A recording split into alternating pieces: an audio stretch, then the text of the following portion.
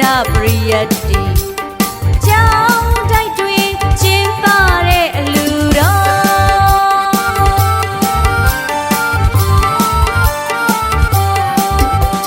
မြတ်စွာဘုရားလောင်းတော်သိတ္တထာမင်းသားပွားတော်မူရာ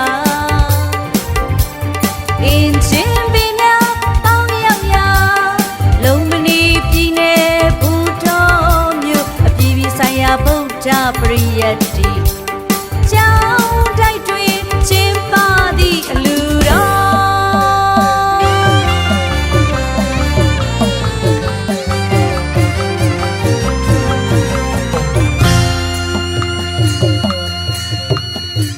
အပြုံးမှန်ဝေဖြာရှင်တရားပွဲလူမဟာညီညာစုပေါင်းနှစ်စင်ကျင်းပကဒါန